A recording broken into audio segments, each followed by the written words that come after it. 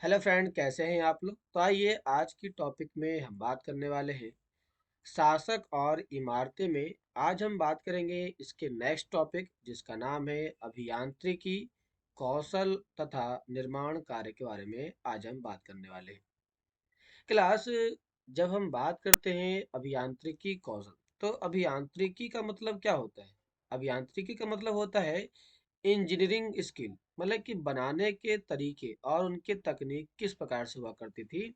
आज हम इसी टॉपिक के ऊपर विस्तार से बात करेंगे और हम बात करेंगे कि इनका निर्माण कार्य किस प्रकार से किया गया, मतलब कि निर्माण करने की उनकी क्या और किस प्रकार की तकनीक थी। आज हम इसी टॉपिक के ऊपर क्लास विस्तार से बात करने वाले हैं। आइए चालू करते हैं आज के टॉपिक के बारे में। क्लास कहता है, स्मारकों से हमें उनके निर्माण में प्रयुक्त शिल्प विज्ञान का पता चलता है। प्रयुक्त शिल्प विज्ञान मतलब कि जब किसी स्मारक को बनाया जाता है तो उसके बनाने के लिए किस प्रकार के शिल्प विज्ञान का इस्तेमाल किया गया। आइए इसको समझने के लिए हम थोड़ा सा यहाँ पर बात करते हैं। जैसे कि आप देखेंगे कि ये जो आप मंदिर दिखाई पड़ रहा है, जो आपका दिखाई पड़ रहा है स्ट्रक्चर, ये क्या है, तो ये है कुतुब मीनार है। क्या है ये? कुतुब मीनार है। इस कुतुब मीनार की खास विशेषता ये है कि इसमें बनाया गया जो छोटे छोटे मेहराब दिखाई पड़ रहे हैं, ये मेहराब ज्यामितीय आकार के आधार पर बनाया गया। किस आधार पर? तो ज्यामितीय आकार के आधार पर बनाया गया, जो इसकी विशेषताओं के बारे में बताने का काम करता है। तो क्लास, जिससे कि हमने देखा कि इसको बनाने में जिस विज्ञान का इस्तेमाल किया गया वो शिल्प विज्ञान ही था। कहता है कि छत का ही उदाहरण ले लीजिए। हम चार दीवारों के आर पार लकड़ी की सहतीरों अथवा एक पत्थर की पट्टियां रख करके छत बना सकते हैं। जैसे कि आज के टाइम में हमारा जो घर होता है, ये कुछ इस प्रकार से हमारे छत होते हैं और छत के ऊपर भी हम क्या कर देते हैं, तो इस टाइप से घेर देते हैं थोड़ा थोड़ा सा। तो जो छत होता है हमारा, ये जो छत आप देख रहे हैं, इस छत को बनाने का जो कला है, इसी को हम शिल्प कला के नाम से जानते हैं। लेकिन यह कार्य उस समय बहुत कठिन हो जाता था जब हम एक विस्तृत अधिरचना वाले विशाल कक्षा का निर्माण करते थे। लेकिन इस प्रकार की चीजें तो आज के टाइम में बहुत ईजी है, क्योंकि आज के टाइम में इसे हम आसानी से पिलर के बेसिस पे बना देते हैं। लेकिन प्राचीन टाइम में जब हमारे पास पिलर का कोई कॉन्सेप्ट नहीं था, उस समय में बड़े बड़े भवनों को बनाने के लिए हमें बड़ी ही समस्याओं का सामना करना पड़ा। इसके लिए अधिक परिष्कृत कौशल की जरूरत पड़ती थी। परिष्कृत का मतलब होता है उत्कृष्ट किस्म का, मतलब कि अच्छे तकनीक के, अच्छे साइंस का, अच्छे विज्ञान का उपयोग करना जरूरी था।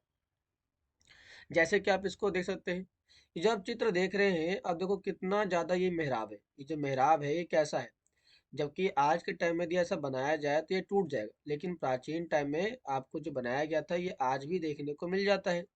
तो इसको बनाने के लिए जिस कौशल का, विज्ञान का इस्तेमाल किया गया वो उच्च किस्म का था। कहता है कि 7th और 10th सेंचुरी के मध्य में वास्तुकार भवनों में और अधिक कमरे, दरवाजे, खिड़कियां बनाने लगे। अब देखो ध्यान देना कि 7th सेंचुरी से लेकर के 10th सेंचुरी में यहाँ के शिल्प कला में बड़े स्केल पर बदलाव आते हैं। जैसे कि वास्तुकारों के द्वारा भवनों का निर्माण किया गया, कमरे बनाए गए, दरवाजे बनाए गए, खिड़कियां बनाई गई।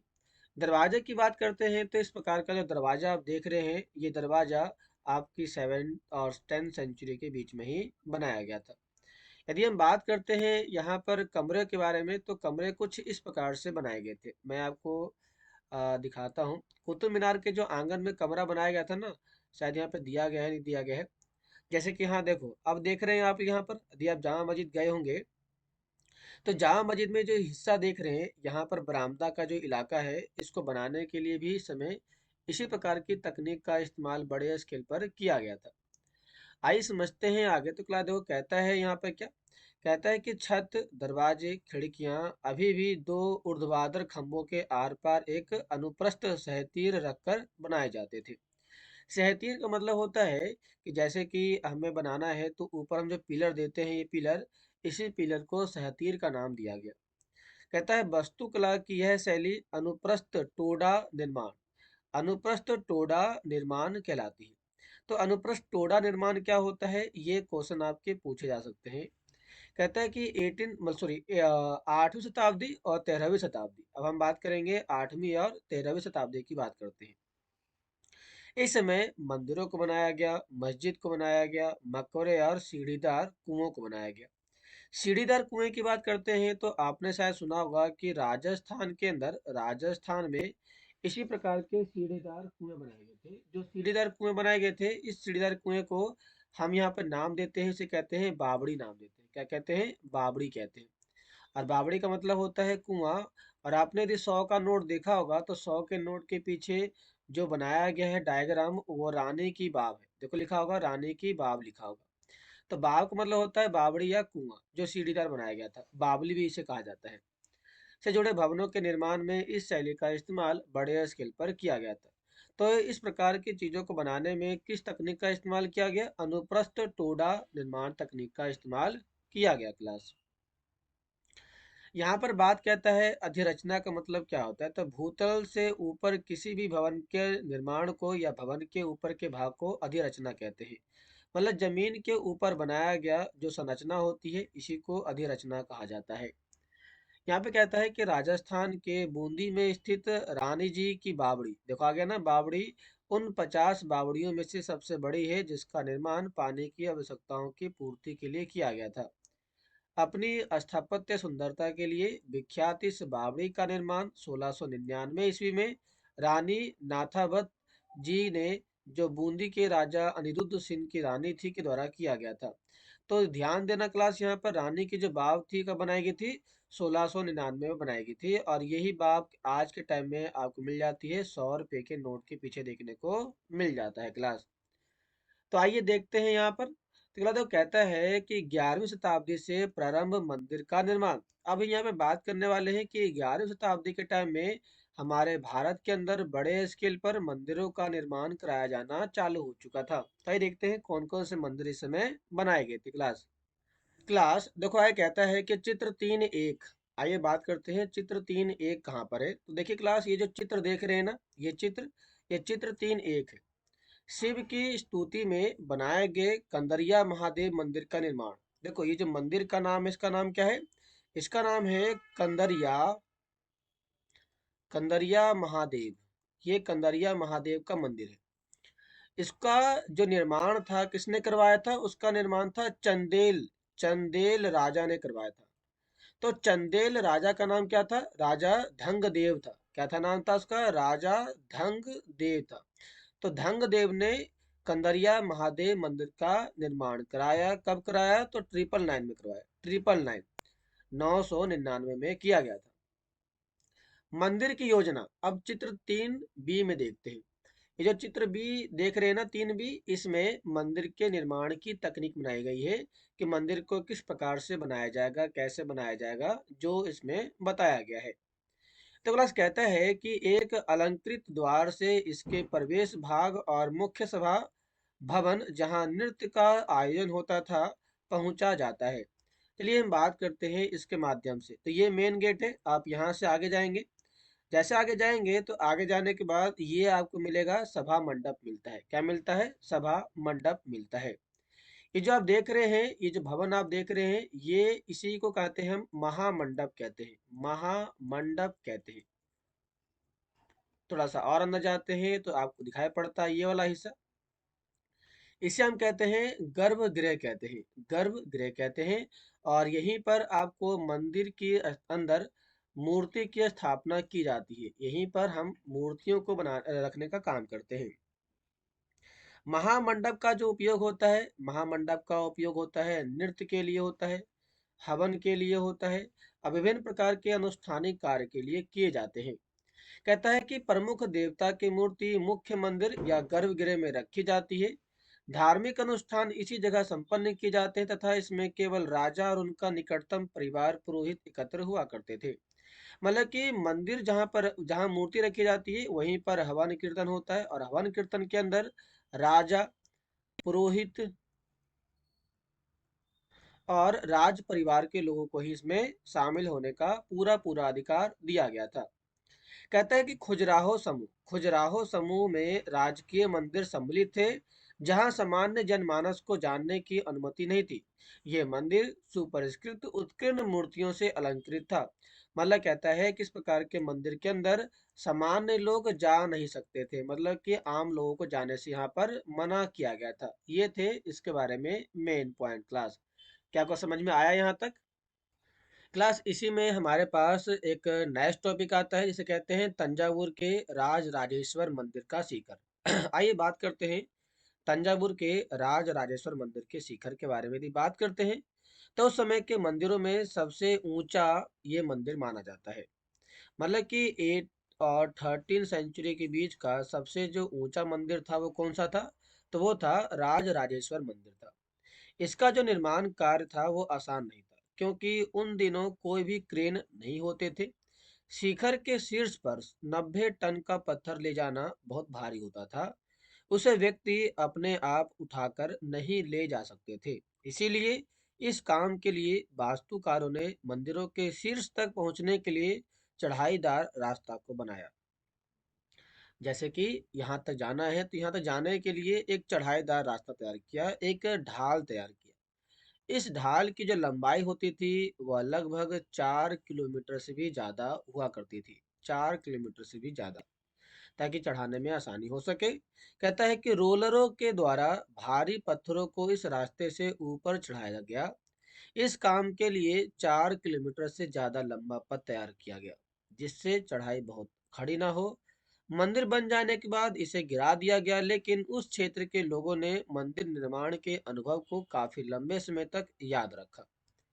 आज भी मंदिर के पास के एक गांव को चारू पल्लम कहा जाता है। चारू पल्लम मतलब 4 किलोमीटर वाला गांव कहा जाता है, चढ़ाईदार रास्ते का गांव कहा जाता है।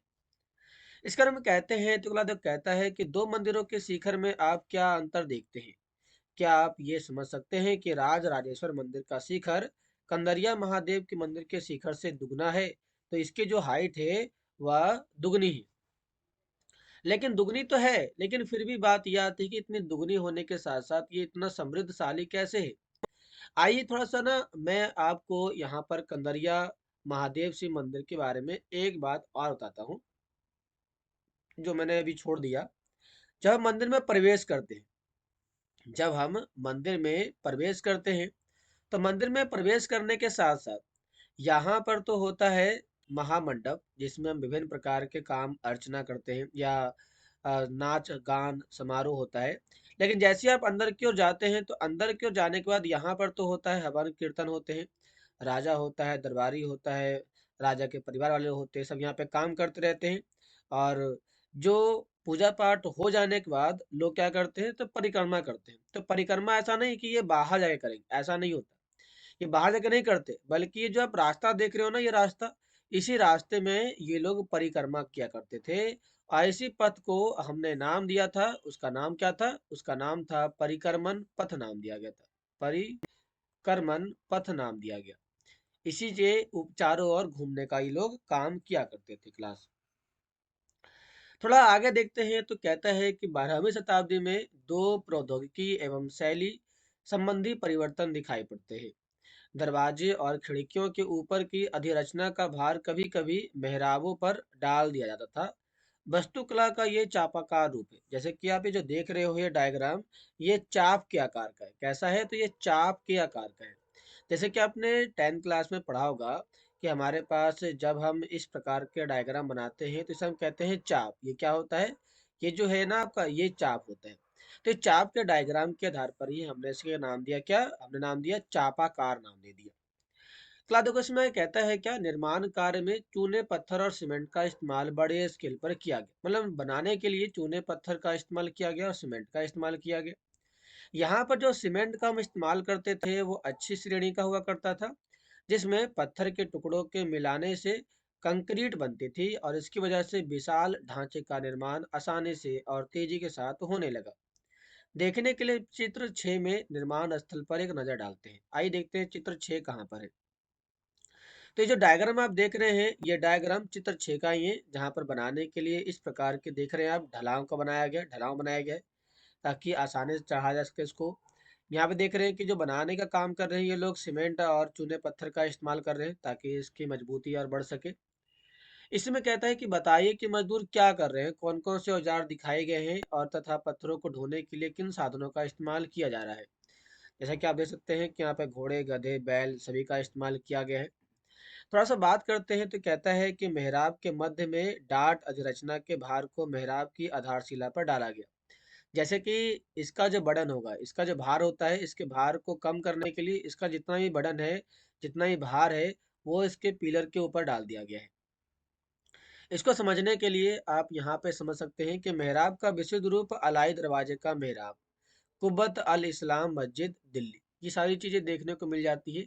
जैसे कि आप देख सकते हैं कि यहाँ पर इसका जो बटन होता था, इसके बटन को इसके ऊपर डाल दिया गया, इसीलिए इस प्रकार के डायग्राम को यहाँ पर बनाया गया है। चित्र 6 की बात करते हैं तो आगरे के किले में जल के द्वारा निर्माण को दिखाती एक चित्रकारी है, इसे अकबरनामा से लिया गया है। तो यहाँ से क्वेश्चन आ सकता है कि जो चित्र है, ये जो डायग्राम है, ये डायग्राम कहाँ से लिया गया है, तो ये लिया गया है आपका अकबरनामा से लिया गया है, अकबरनामा। बात आती है कि अकबरनामा किसने लिखा था, तो ये लिखा था अबुल फजल ने लिखने का काम किया था, अबुल फजल के द्वारा इसे लिखा गया था क्लास।